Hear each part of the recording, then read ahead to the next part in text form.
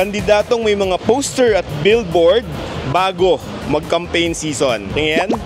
Yung ganong rule pa nga lang ng pagsunod sa campaign season, hindi na po natin nasusunod. Paano ka pa po as a leader?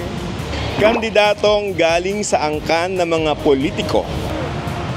Angry din. Oh, what naman? Kasi po medyo frequent na yung political dynasty sa atin. Hindi naman po sa nila lahat. There are some families na hindi sila parang qualified to run. Kasi merong experience naman pero still corrupt. So I'd rather choose yung less experience pero at least they're transparent po sa service. Kandidatong maraming bahay, kotse at kung ano-ano pang pagmamayari. Di ba kayo nag-ahart? Gusto ko lang sa someone na leader is yung makamasa yung term. Wala namang masama na madami kang ganito, madami kang ganyan. Mas okay yung mas malapit ka sa tao. Kandidatong baguhan.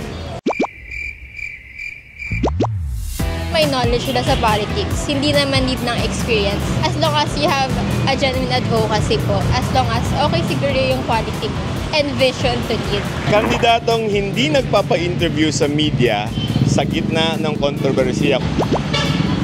Yung bottom line nun is yung accountability. Pag hindi ka nagpapa-interview, parang umiiwas ka eh. Parang mas okay, you face it head on. Para hindi rin siguro nadudumihan yung pangalan nila. Set the record straight, ganun.